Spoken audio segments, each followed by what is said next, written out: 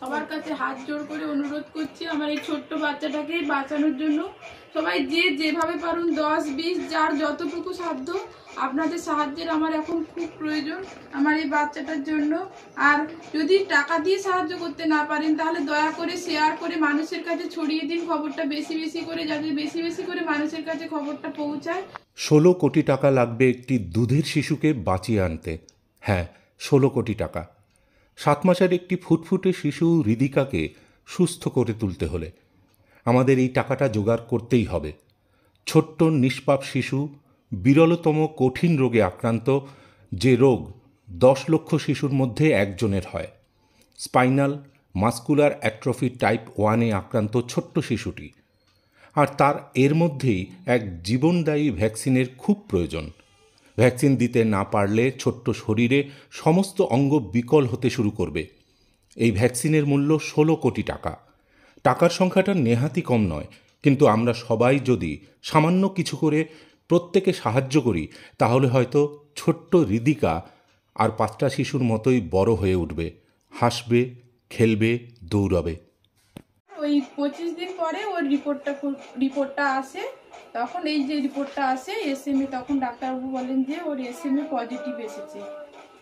এই যে SMA type 1, এটা মানে সবচেয়ে মারাত্মক আর কি। আচ্ছা, এই রোগটার জন্য ওর কিসের প্রবলেম?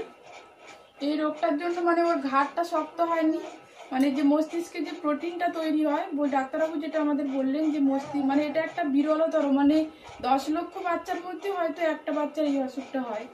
আর সেখানে হচ্ছে ওর এই মস্তিষ্কে যে প্রোটিনটা তৈরি হয় ওই প্রোটিনটা তৈরি হচ্ছে না।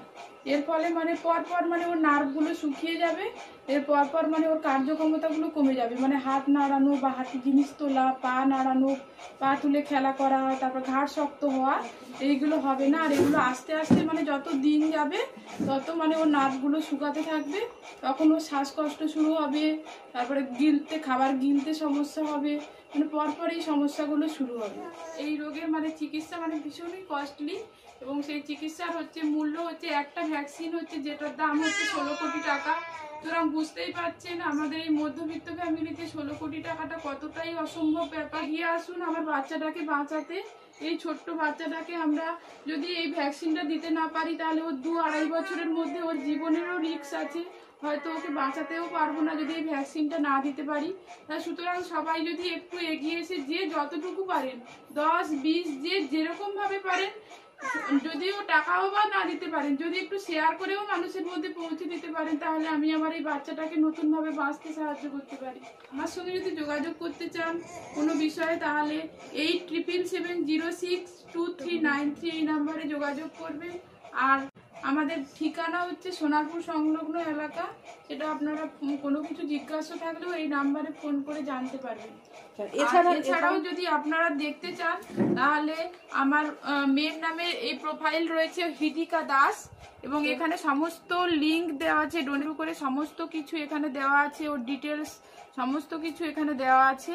এছাড়াও ওর নামে একটা পেজ খোলা হয়েছে যেটার নাম হচ্ছে সেভ হৃদিকাজ লাইফ, এখানে গেলে আপনারা সবকিছু জানতে পারবেন, এই সেভ হৃদিকা লাইফ। এছাড়াও আমার প্রোফাইল রয়েছে, আমার প্রোফাইল হচ্ছে হৈমন্তী দাস নামে রয়েছে, সেটাও আপনাদেরকে দেখিয়ে দিচ্ছি। এটা আমার প্রোফাইল হৈমন্তী দাস, এখানেও গেলে সবকিছুই এখানে গেলে জানতে পারবেন, সমস্ত লিঙ্ক থেকে শুরু করে কিভাবে কি করছি আমরা সবকিছুই আপনারা খবর আপডেট পাবেন। আচ্ছা, এখন অবধি আপনাদের কতটা ফান্ড অ্যারাইজ হয়েছে? এত 20 লাখ মতো হয়েছে আমাদের। আচ্ছা, আজ পর্যন্ত 20 লাখ পর্যন্ত হয়েছে, এর পরের অ্যামাউন্টটা আপনাদের এখনো বাকি রয়েছে। এখনো অনেকটা অ্যামাউন্ট আপনাদের বাকি রয়েছে। 16 কোটির মধ্যে 20 লাখ খুবই সামান্য।